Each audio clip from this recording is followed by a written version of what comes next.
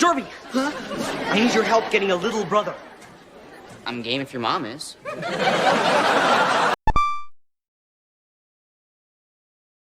Live-action sitcoms have always been weird to me. It's a form of media that introduces its audience to worlds not too dissimilar from our own. With a few exceptions, of course, but instead of focusing on drama, world building, or overarching plots, sitcoms thrive almost entirely on comedy, often at the expense of any solid character development. If our lead learns a lesson in episode 5, chances are they'll forget all about it by episode 9. Because of this, it's kind of hard to determine what makes a good sitcom character beyond the usual, they make me laugh. If the inherent purpose of a sitcom character is to evoke laughter, then by that definition, a lot of characters pass, even if their humor isn't exactly creative. You ruined my life. Ruined? Yeah, my life. You ruined it. But at the heart of every story beat, laugh track, and dated reference is our favorite character. Whether it be through their relatability or comedic timing, there's always someone that stands out to us. And that's what we're going to talk about today. Sitcom characters that definitely stand out among their peers, and in some situations are sullied by their steadfast, successively safe sitcom format. There's not enough people with originality, so here I am to save the day, Jayniac. So, how you been? Well, my existence is a continuum, so I've been what I am at each point in the implied time period. You're just coitusing with me, aren't you? The Big Bang Theory, or as I like to call it, 22 Minutes of Laugh Track, presented an interesting concept for sitcoms. What if the nerdy character was everybody? All jokes aside, the series went to great lengths to diversify the personalities of each character, even going so far as giving some of them actual development. Whether or not all the development stuck around is an entirely different story, but the fact that it happens at all definitely gives the show a bit of an edge. But of all the characters in The Big Bang Theory, no one can deny the impact that Sheldon Cooper has had. Love him or hate him, Sheldon's personality and backstory is an analyst's dream come true. A theoretical physicist whose ego is the size of a planet, and I don't mean dwarf. Bazinga! Sheldon's inability to read social cues comes from a lack of interest rather than being entirely incapable. He chooses to abstain from romance, humor, and pop culture, seeing them all as meaningless, and anyone who enjoys those things as beneath him. But what adds layers to this character, making him more than just a selfish and arrogant jerk, is his family. Sheldon's mother mentions having no remorse for not taking him to a specialist when he was a child. Her reason for not taking him is because it may have been against her religion to seek medical help for her troubled child. Pair this with his abusive father and the bullying he experienced as a child, and Sheldon's behavior starts to make a bit more sense. It's possible that Sheldon is struggling with something that hasn't been diagnosed, but his overly controlling mother insists that he's alright and that everything is normal about him. Being raised in an incredibly negative environment that was also religious is probably what led Sheldon to his interests in science. Being treated horribly by his condescending father and his controlling mother led to Sheldon's condescending and controlling personality, which obviously led to him being shunned by others. So as a means of coping, he shut off his emotions and just stuck to the one thing he knew, the most consistent thing he's ever experienced, science. I've gotten many requests to analyze Sheldon, and after watching a load of episodes, yeah, I'd say he's long overdue. Which reminds me. I wanted to meet your family, but this is getting really intense. Who's intense? I'm not intense. I just want to win! I've lost count of how many times I've been asked to analyze The Thundermans, a Nickelodeon sitcom about a family of superpowered beings trying to live a normal life. Well, that's only true about the parents. Their daughter, Phoebe, wants to be a superhero, while her twin brother, Max, wants to be a supervillain.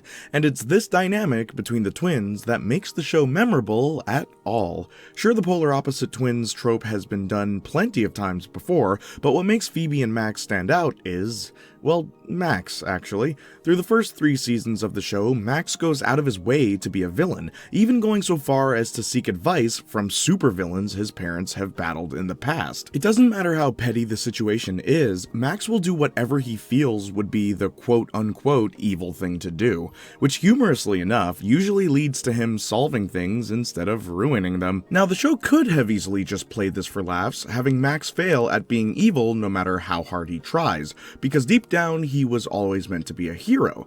But surprisingly, we get a really good explanation for why Max is the way he is. You see, Phoebe is a straight-A student whose intelligence goes far beyond academics. She's optimistic, self-motivated, and driven to accomplish her goals. The only real problem with Phoebe is how conceited she can be at times, but she gets better. Sorta. The only reason why Max wants to be a villain is because he knows he'd be overshadowed by his sister if he tried to be a hero. So what better way to stand out than by becoming everything his sister isn't? What makes him so much more than just a bratty kid that's desperate for attention, though, is the fact that Max isn't dumb. In many ways, Max could be as good, or dare I say, even better than his sister Phoebe at everything. Just look at his inventions. The only things hindering him are his jealousy and his lack of motivation, and instead of these character traits magically disappearing once he finally decides to become a hero leading into season 4, Max struggles to overcome them, having spent the past 3 seasons embracing his flaws rather than ever trying to change them. It's too bad a lot of his antics are played for laughs, because Max could be a lot more interesting if the show took his desire to be a villain a bit more seriously. If Max succeeded in doing something evil, how would he handle the consequences? Would his family completely shun him if he crossed that line, or would they be optimistic about him while still just ignoring him? It would have been nice to actually shine some light on bigger moral issues with a character who only does evil for attention. And you know what else could have used some light shining? It's more important than ever to avoid bad press and scandalous photo ops. Like that! What? We can't go jogging anymore? I'm competing against this! Are you no! Big Time Rush is so bizarre, I love it. Let's take a real-life boy band, put them in a sitcom, exaggerate their personalities to the point that they start to feel like cartoon characters, sprinkle in a bunch of cliched plots, and yet somehow still be incredibly entertaining. Following the behind-the-scenes journey of 4 boys' rise to fame, the show tends to dance around any serious discussions about this, focusing more on their day-to-day lives and which girl they're gonna date for this story arc. This isn't to say that the show isn't fun to watch, quite the contrary. Big Time Rush is one of those rare cases where the sitcom gets better as it goes along, finding its identity somewhere in its 2nd season. But while watching the show, I couldn't help but wonder how much more interesting it would be if some of the plots were taken just a bit more seriously. Big Time Demos is an episode where the boys have to create a demo CD for a record company. If their CD isn't chosen by the secret demo chooser, the boys will be kicked out of LA. This is a great concept because it could show the audience what it would be like to compete against other popular bands without losing your artistic integrity. Because, like, that's what the show's supposed to be about, right? But instead of working hard on a demo, they literally just try to cheat their way into winning. And, like, that's funny, but it paints the main characters as a bunch of lazy schmucks that just stumbled their way into fame instead of actually working for it. You don't have to remove the comedy either, because later on it turns out that the one who chooses the demos is just a chimpanzee. This works as both a gag and a commentary on the choices of popular music. So simple a chimp can enjoy it. As a side note, let's talk about Gustavo Rock real quick, a person characterized by being an angry perfectionist, a once famous music manager that lost his previous bands due to his temper. He writes songs for the boys in an attempt to get his name back out there. Gustavo is the one that writes these songs. So when you hear the boys singing these lyrics about dating, fame, and literally getting stuck, remember that he's writing from his heart, and likely writing what he knows. Maybe one day I'll get around to making that 16-hour Gustavo Rock analysis. Who knows? All I know for sure is this. Listen, while you're here, why don't you hold this flashlight on that carburetor there? Like this? My God, one of you's not useless.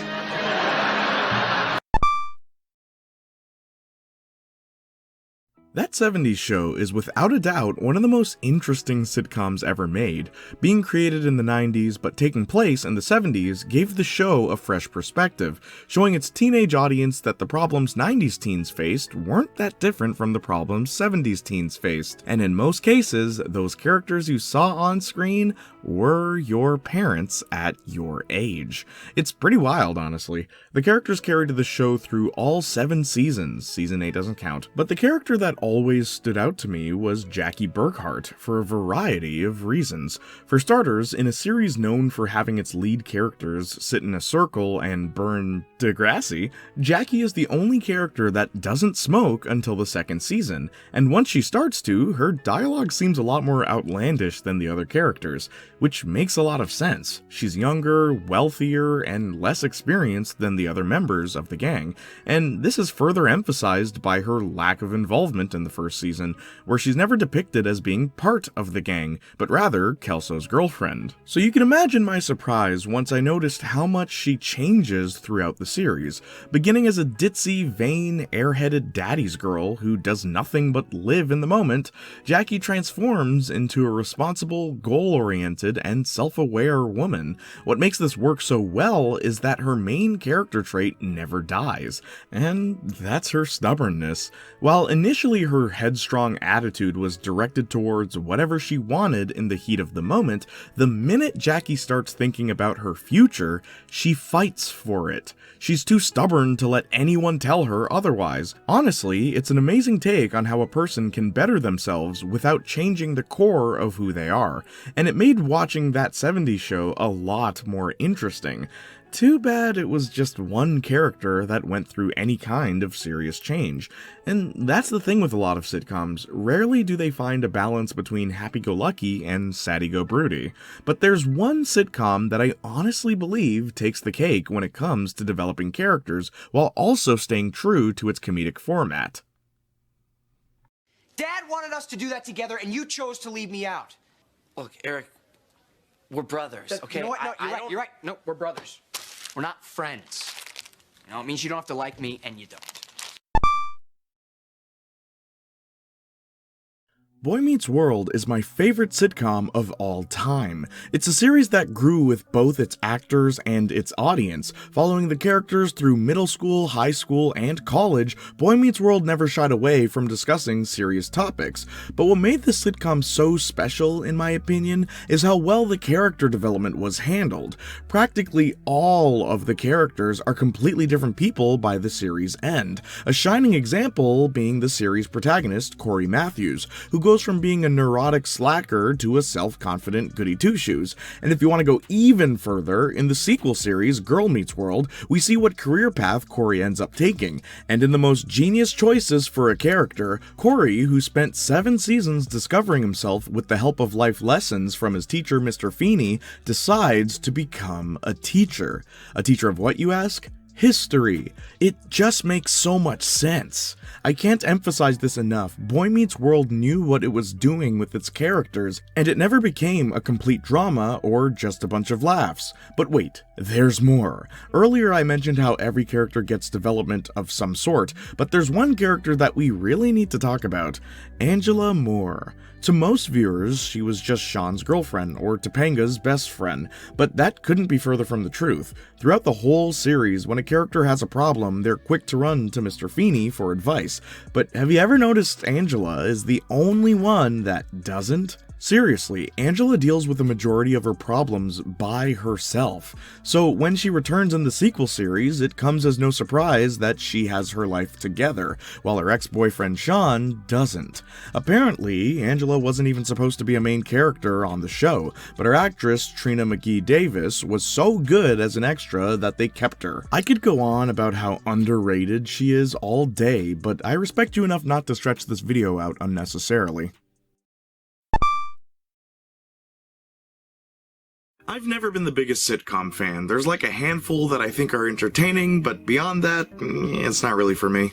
But hey, I thought this video would be fun to make since I get so many requests for each of these shows. Whether or not I make one for each character individually is entirely up to you. Let me know in the comments down below. But before you do that, be sure to follow me on my social medias, but especially Twitch if you want to see me live stream. While you're at it, be sure to follow the Junior and Marcus Talk podcast, where we talk about movies, TV shows, and anything you want us to talk about. If you're already subscribed to this channel, please subscribe to my backup channel, Jayniac Jr., in case anything bad happens to this one. And finally, please check out the merchandise. Every single purchase supports this channel.